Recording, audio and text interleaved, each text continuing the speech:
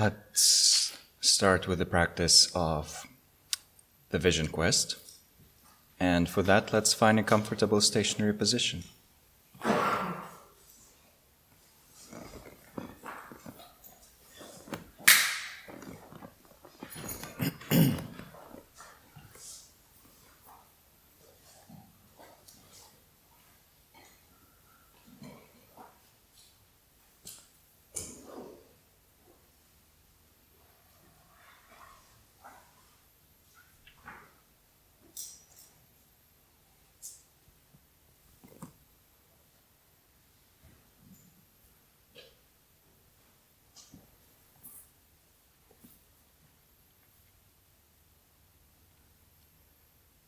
We begin the actual practice by exploring the experiences of the body and grounding ourselves in the sensations of being in contact with the earth.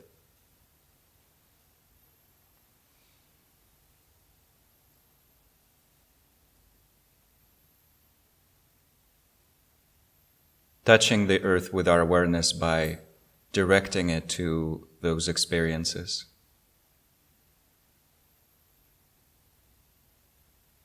And allowing the process of gradual relaxation to unfold, starting with our feet and toes.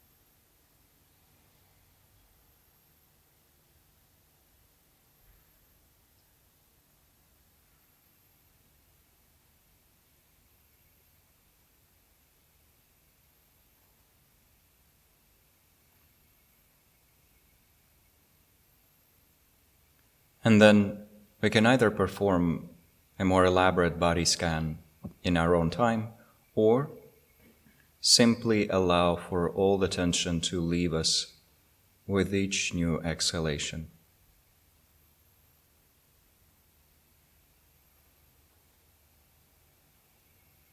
Releasing, and releasing more and more deeply.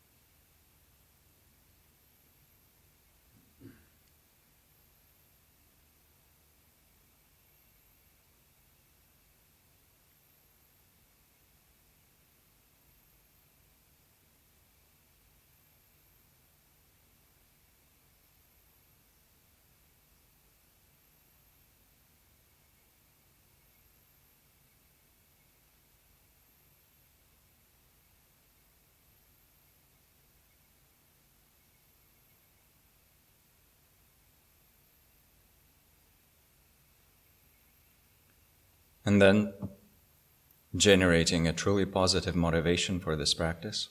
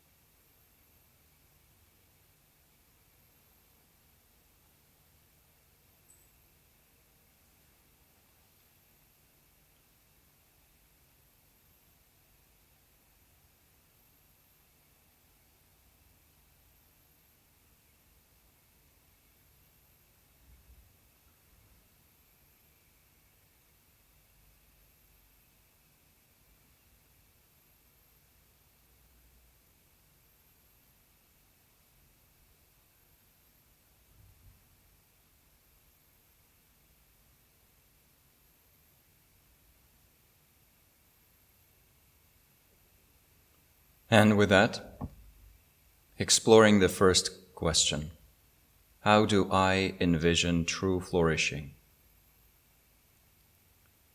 Genuine well-being or genuine happiness that I personally would like to eventually attain or realize.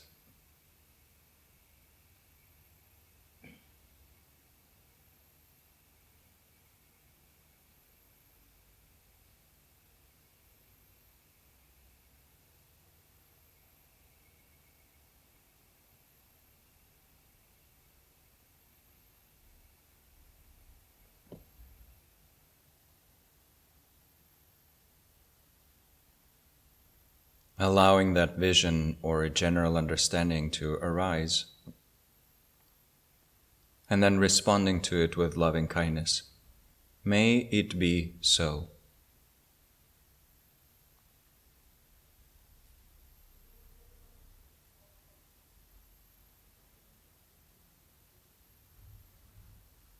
May I realize my heart's desire.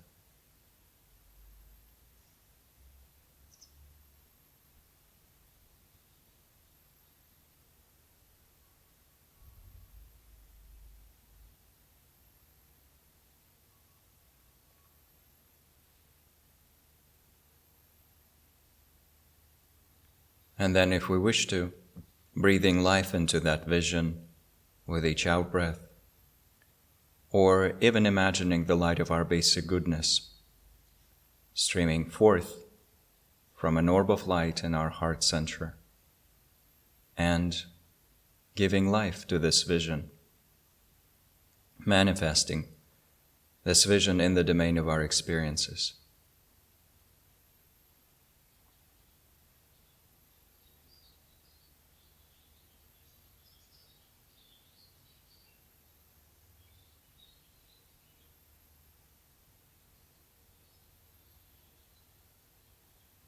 May it be so.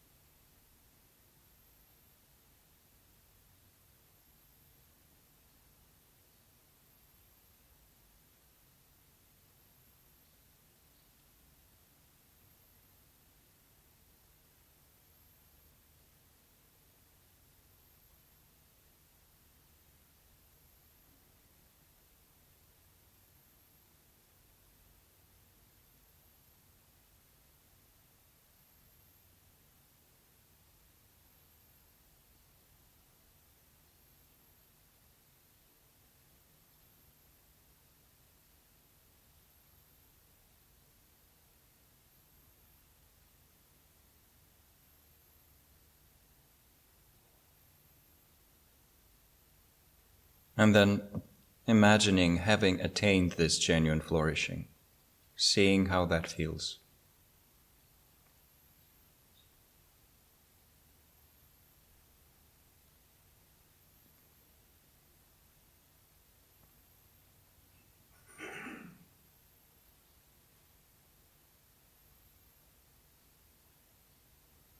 Then the next question is, what resources and types of support do I need to receive from other beings and the world around me in order to realize this genuine flourishing?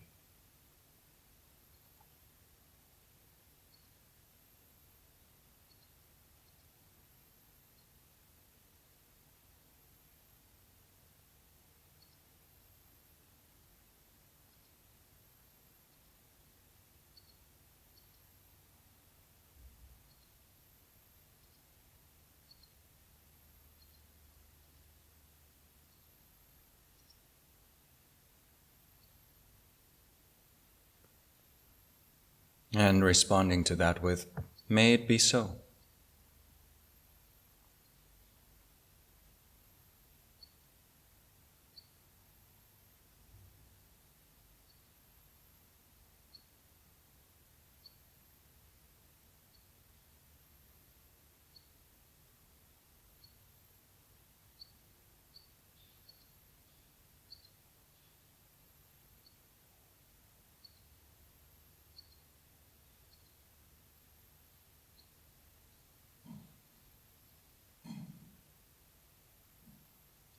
Drawing those types of support closer to ourselves with each in-breath. And if we wish, imagining the rays of light coming forth from our basic goodness, represented symbolically by an orb of light. Hooking those types of resources and drawing them closer and closer to our heart, so that we can receive and accept them.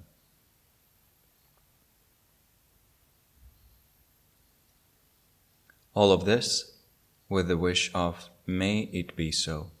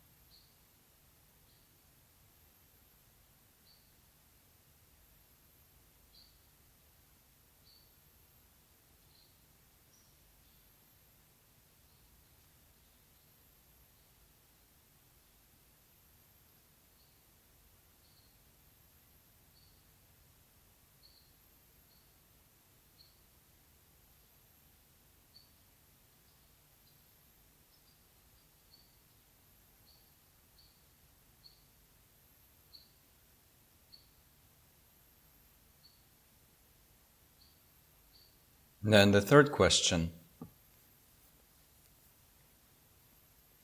how do I need to change and transform?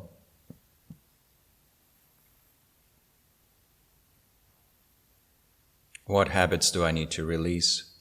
What qualities do I need to strengthen or uncover to a greater degree?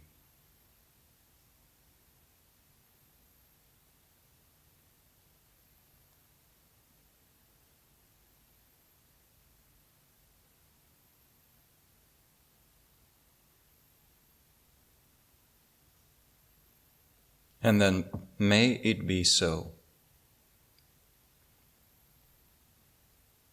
Imagining this transformation occurring with each cycle of breathing.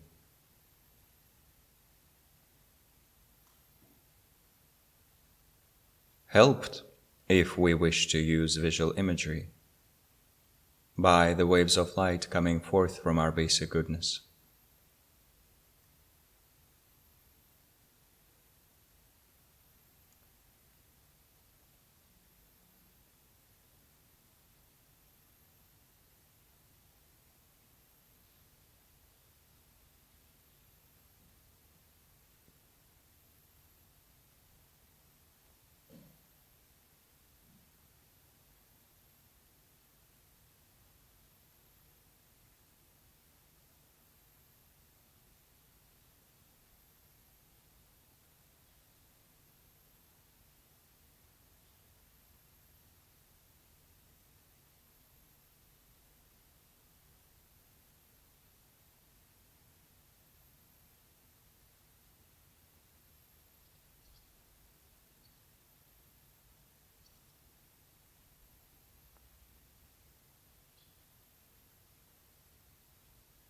May it be so.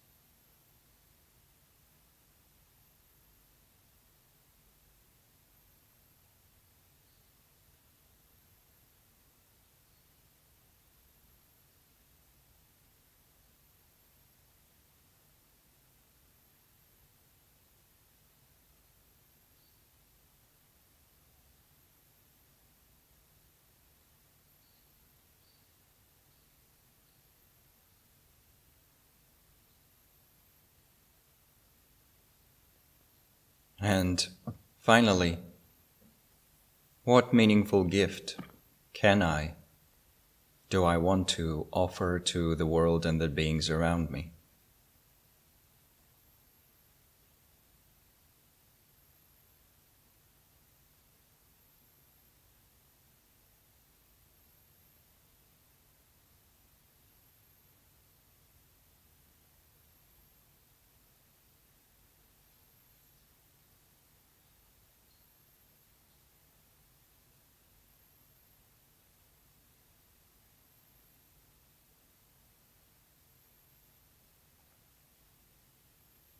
May it be so.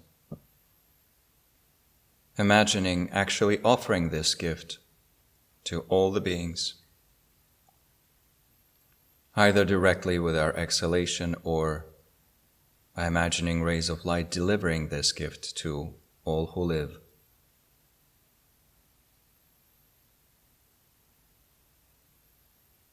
Transforming their systems of interdependence.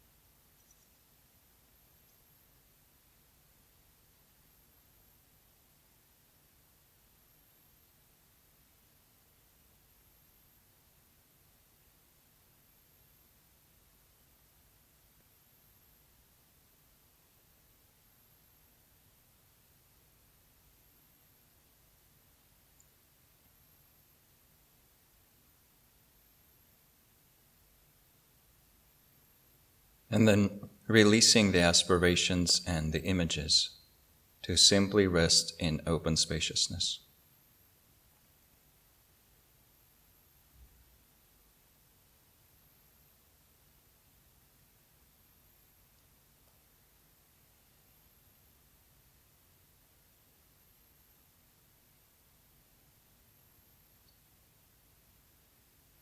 From that spaciousness, allowing thoughts of dedication to arise when we direct the energy of our practice towards our highest goals.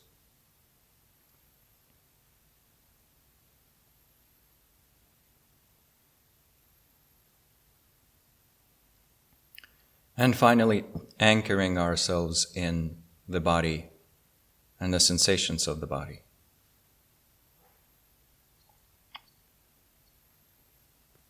And then introducing some gentle movement and transitioning to our shared space of practice.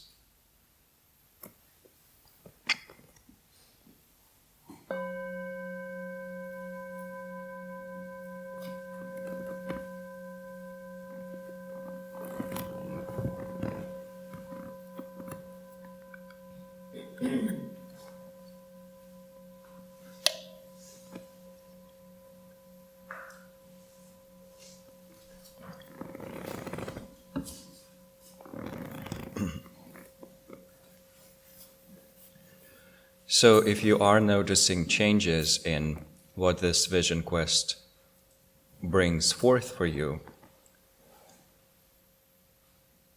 then it might be worthwhile to just make tiny notes for yourself if you are keeping a practice journal.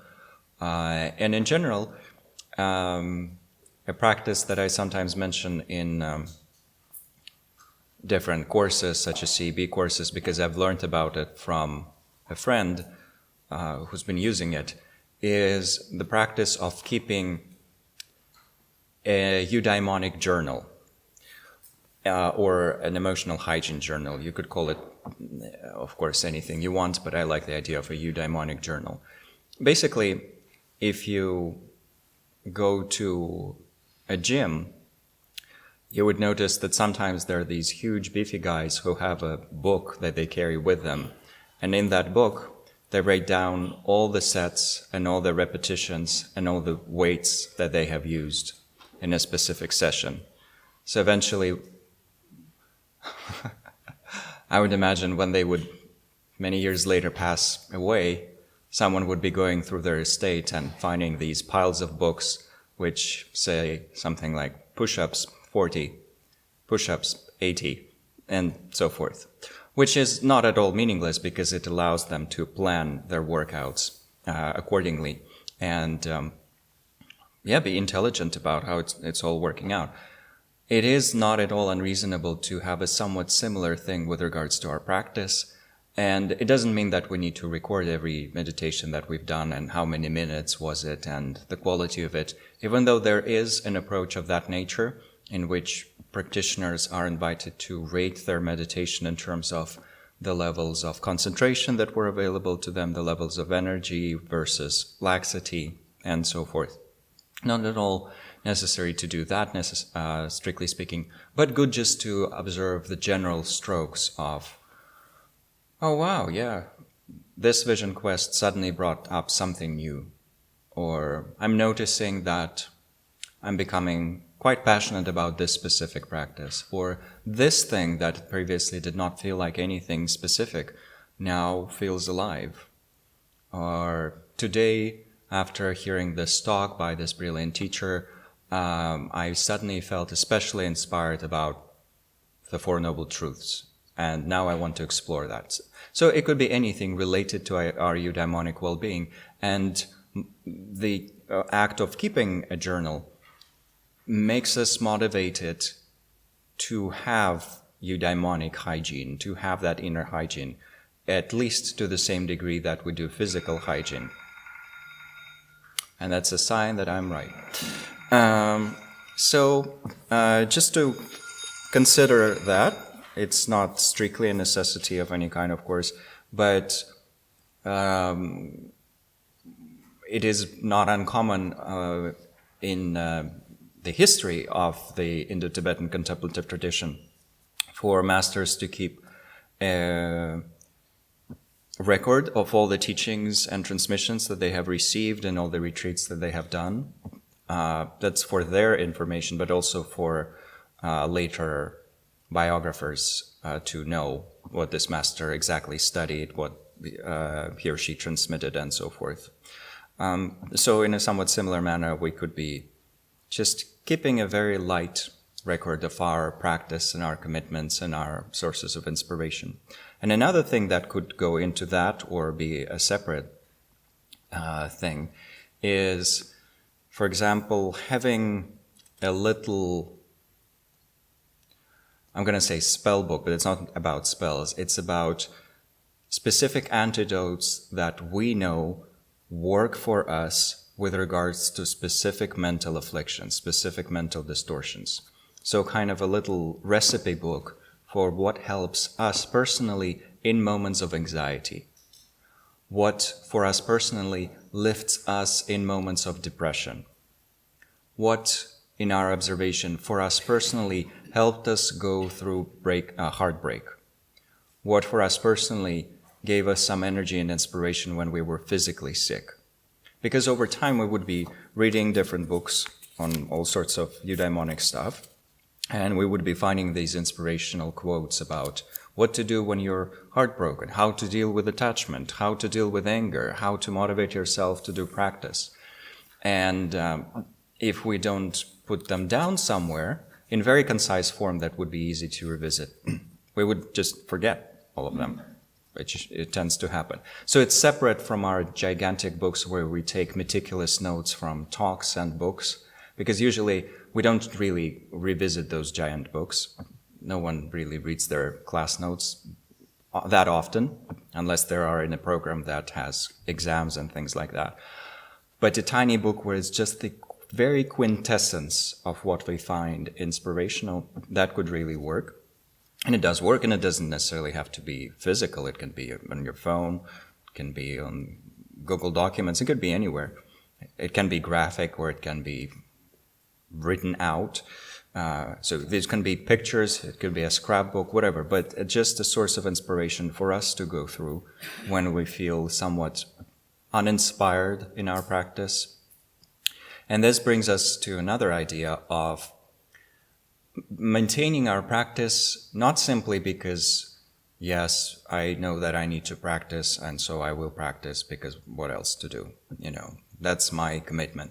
But because we have a whole mandala of inspiration with regards to our eudaimonic well-being. So mandala literally means circle in Sanskrit, and of course it acquires different meanings depending on the context, and sometimes it means the pure dimension of a specific Buddha figure with their palace and so forth. But basically it just means circle.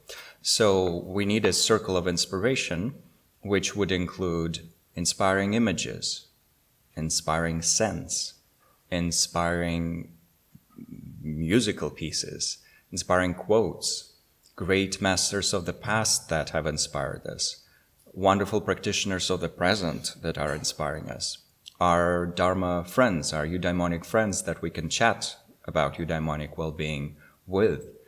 So it's a number of different categories that ideally we would all eventually squeeze in there, because visual images do affect us in a specific way, sense affect us in a specific way.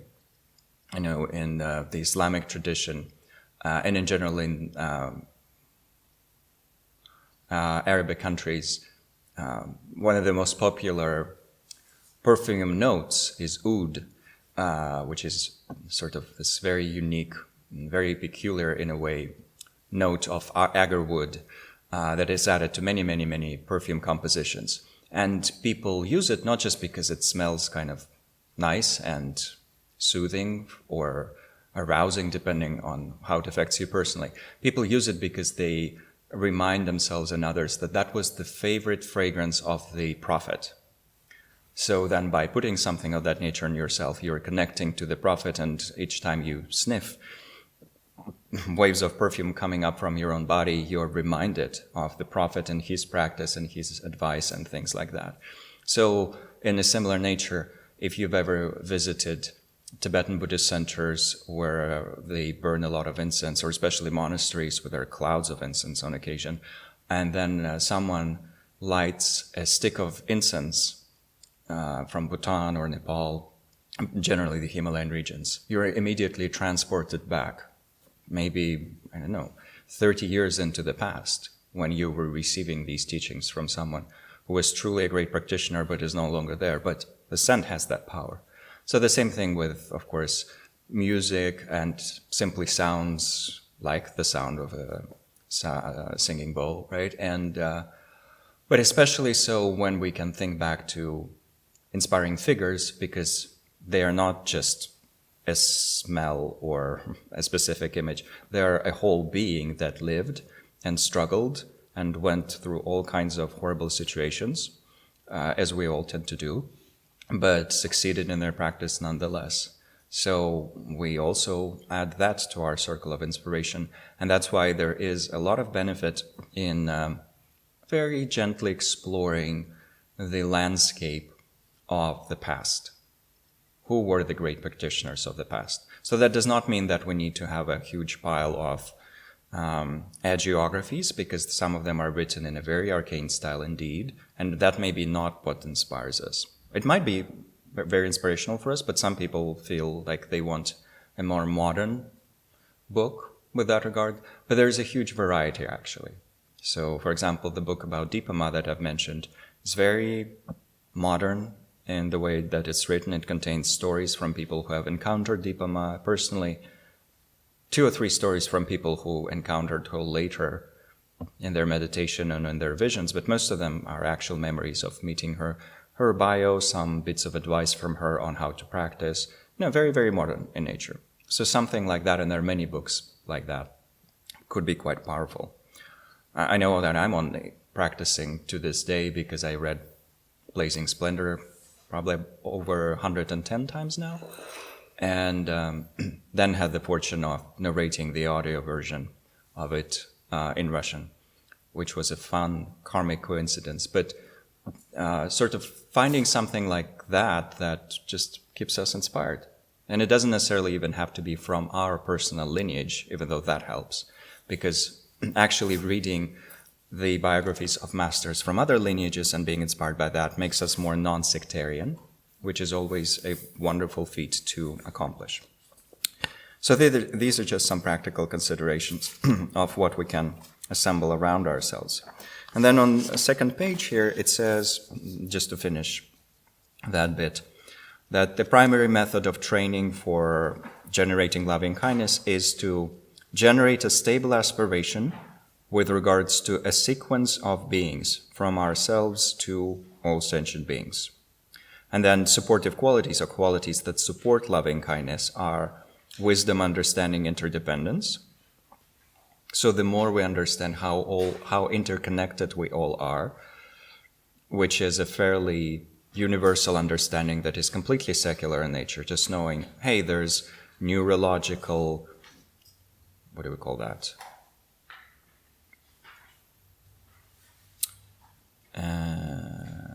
Contagion. There's this effect of neurological contagion when we infect each other with emotions after being in the same room. There is cultural contagion, where the wonderful or the horrible things that we post on social media really do affect the fabric of cultural reality, and even more so with things that are reported by the media, the way the media presents stuff, lots and lots of things of that nature.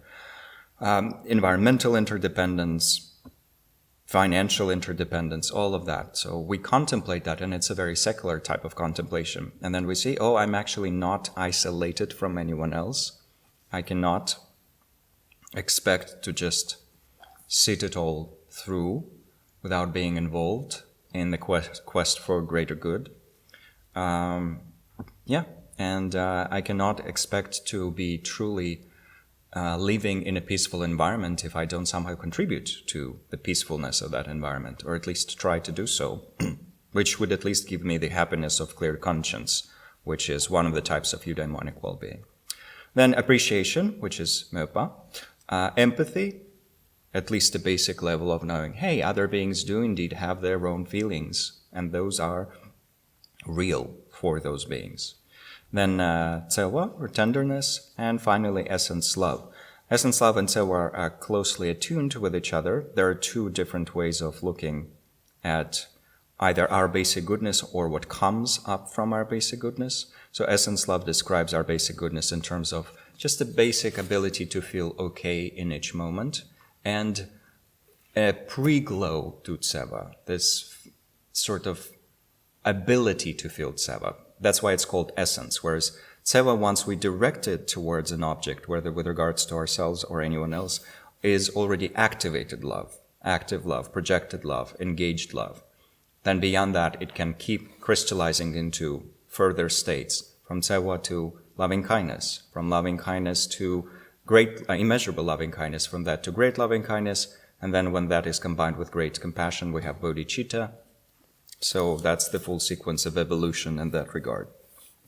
Collectively, tenderness, loving kindness, compassion, empathetic joy, equanimity, the immeasurable levels of those 4, the great levels of those 4, and bodhicitta in its relative form, the one that says, I want to be a Buddha for the benefit of all beings. Collectively, those are referred to as altruism, And we will look at a wonderful 4-line teaching on altruism, which I find very inspiring tomorrow, hopefully, if we have some time left. And it's a teaching about the benefits of altruism, which I like to recite to myself sometime when my mind is not perfectly balanced. And that reminds me of the importance of my practices related to all of this stuff. And that helps me apply these practices so that my mind does come to a state of equilibrium, or a greater equilibrium. So that's on the note of what altruism might refer to. We'll talk about that a bit more tomorrow. And then on the next page, page 3, we are describing the sequence of cultivating loving kindness, which we have been following so far. So we start with ourselves, and as it says here, the practitioner themselves. So we're meditating on ourselves as an object of loving kindness, and we need to do that until the cows come home, meaning until we develop a very strong level of loving kindness for ourselves. Was it always the case that people needed to spend months and years meditating on loving kindness for themselves? No. Probably most people would know about a wonderful story from one of the Mind and Life conferences, and Lampeter does convey that story in his book on the Four Immeasurables. And the story is that Sharon Salzberg asked His Holiness the Dalai Lama whether he thinks it is a good idea to first teach people loving kindness for themselves quite properly and profoundly, because in her experience as a teacher, a lot of people struggle specifically with that, because they suffer from self-hatred. And the Dalai Lama said, from what? I beg your pardon? Because he did not understand what self-hatred was. And then after a little bit of an exchange, when he asked who in this room has felt this strange thing called self-hatred, all the Westerners raised their hands and none of the Tibetans.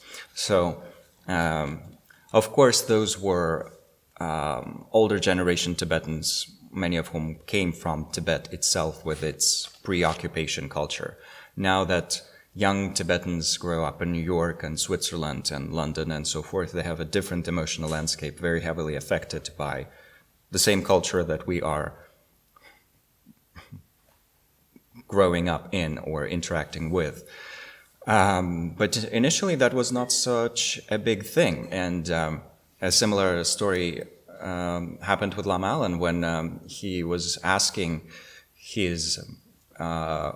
during his studies as a monk, he was asking one of his philosophy teachers, I don't really, I do suffer from this self-doubt. That's a real thing for me. And the abbot could not quite believe it. The philosophy teacher could not quite believe it and was saying, no, we all suffer from arrogance, that's for sure. But self-doubt? Come on. So up to the very end, he could not believe that that's a real thing, that someone could be suffering more from self-doubt than from arrogance, because Tibetans, especially from Eastern Tibet, tend to be quite self-confident, but sometimes even extremely so. And then you have a lot of stories about how they had to be cut down to size by their teachers through being invited to do menial types of work or to do practices that really keep you grounded in terms of your self-esteem and so forth. Whereas we have a somewhat different emotional landscape and sometimes also extremely fragile. Not only are we not particularly feeling good about ourselves, the smallest thing can damage whatever equilibrium we have, and then we go into a frenzy of, oh, I must be completely horrible. And then there's layers of exaggeratedly high self-esteem, exaggeratedly low self-esteem. And they go like a layered cake, like a sheet cake, one on top of the other. So you remove arrogance, then you find low self-esteem. Then you remove that, you find more arrogance. Then you remove that, you find more low self-esteem. And that's, of course, just all seen as incorrect self-perception. These are wrong views about ourselves. So loving kindness gently washes all of that away, self-directed loving kindness, because we're saying, hey, I'm a being that wants to be happy. May I be happy? That's really all that matters. Apart from basic goodness, because that's the next thing. Oh, I I'm actually not a sentient being at all. There is pristine awareness, that's a true statement. But saying, I am this, I am that, these are all conventional statements that only have very limited truth to them. They're meaningful within the reality of social fabric, or social interactions. So not to go into the extreme of nihilism, they're very important. But beyond that, for properly having self-esteem, I just need to uncover my basic goodness. So we're playing around with that. That's why one of the set of phrases included a wish for beings to become confident of their basic goodness. Because quite honestly also, if all the problem makers in this world, and meaning those who have billions of dollars and the wish to use them for something stupid, if they were confident of their basic goodness and were just resting in it, if they were resting in their essence love, they wouldn't have the time or the space to be doing silly things, because eudaimonic well-being would be flowing out as meaningful projects, helping everyone, not harming everyone. So that's why we need to bring our self-directed loving-kindness to a very advanced state, because we are also using ourselves as the measure for all the other objects. So when we practice with an esteemed friend or the benefactor, and a regular friend, and the neutral person, and then the enemies, the intensity of loving kindness for each one of those has to be brought to the same intensity as the one that we have for ourselves.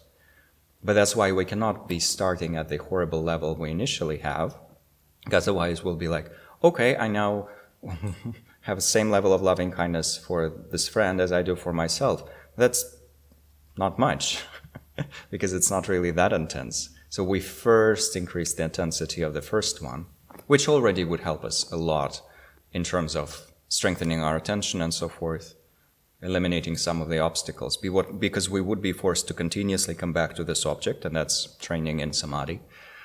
And then, yes, we go through an esteemed friend, friends in general, neutral people, enemies, and eventually, once we have covered those three categories and have developed equal intensity of loving kindness for those three, we would be going to all beings. And to support that last bit, we do two additional enhancement practices, equalizing opposites and pervading the direction. So we will do those tomorrow. And with that, we eventually arrive at all beings. We focus on all beings, and that's definitely a valid strategy for cultivating shamatha focused on loving kindness, or shamatha through the gateway of loving kindness if we wish, but it's also a powerful way to continue increasing our loving kindness in daily life. And yet there would also be some benefit in occasionally focusing on specific beings, on specific groups of beings. Otherwise, once again, it might all end up being very abstract.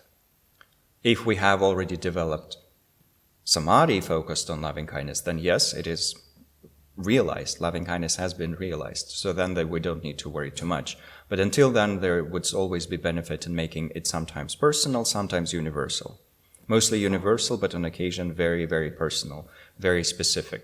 Otherwise, we might end up with just spacing out in what we think is loving kindness, but is actually kind of neither here nor there. It's nothing really intense, nothing really personal, nothing really specific. We're just there sitting and reciting the phrases, or just feeling kind of good, but it doesn't affect our behavior. So all those types of problems might arise. And now let's meditate a little bit. So please find a comfortable position and stretch if you need to first.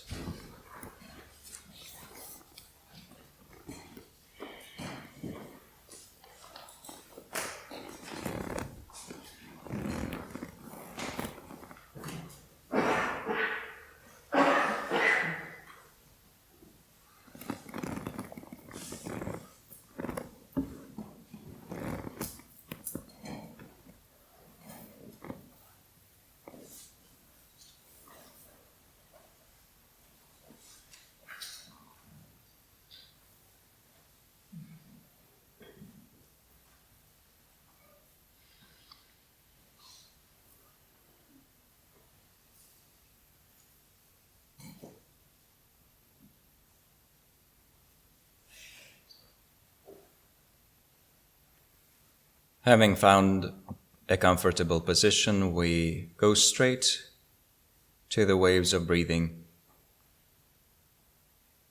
to the tactile sensations associated with the process of breathing.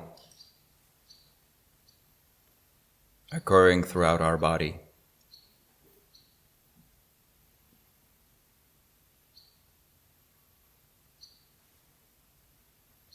And we allow this activity of the air element, or the element of wind, to slowly and gently rebalance our body and mind, bringing us to the qualities of relaxation, stillness, or stability, and vigilance or clarity.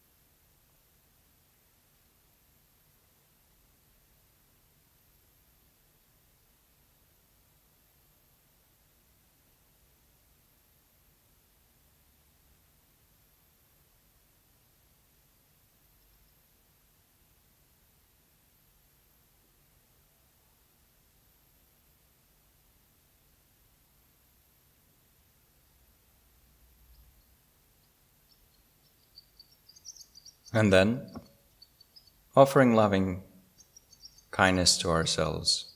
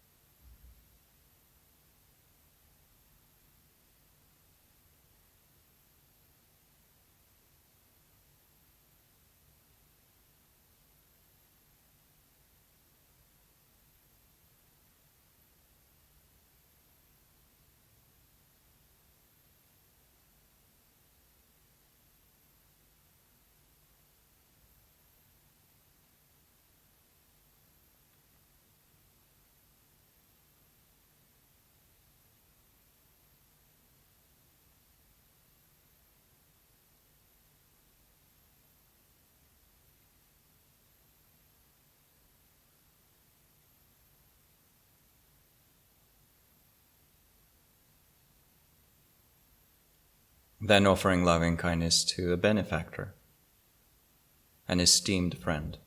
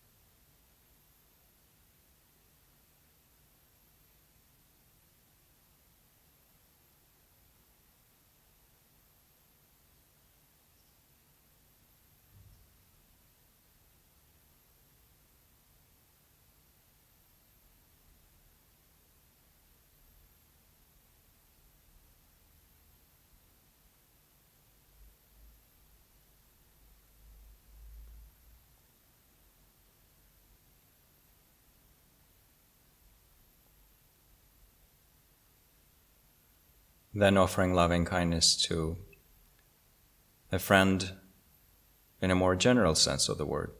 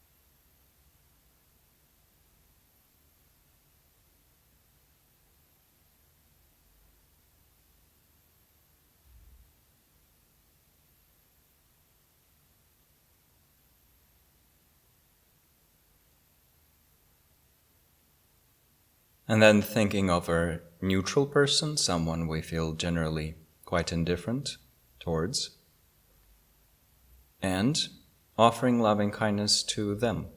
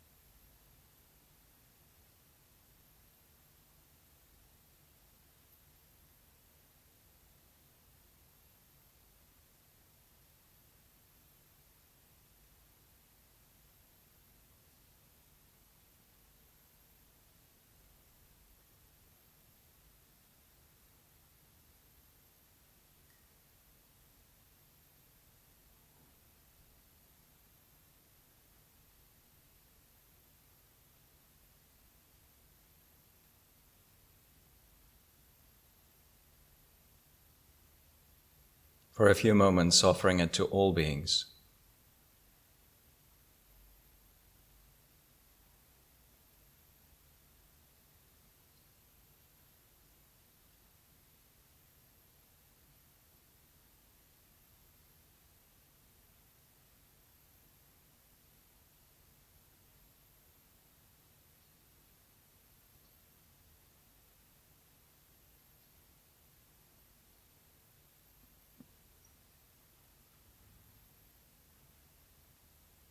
And then releasing aspirations to simply rest in open spaciousness.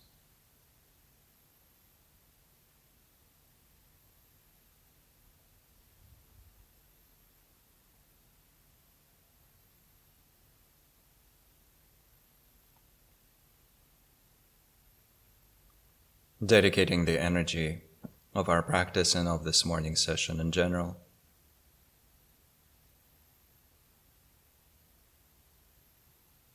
coming back to the body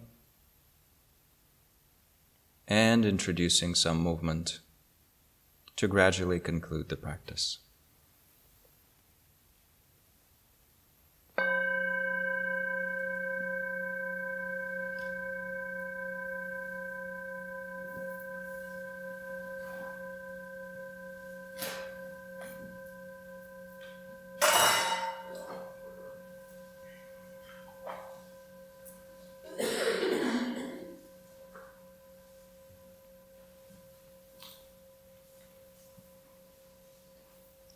And just as usual, we have 45 minutes to play around with all sorts of practices that we might want to do, including, of course, walking meditation itself. So please enjoy this opportunity, and then your break, and then we'll see each other soon. Thank you.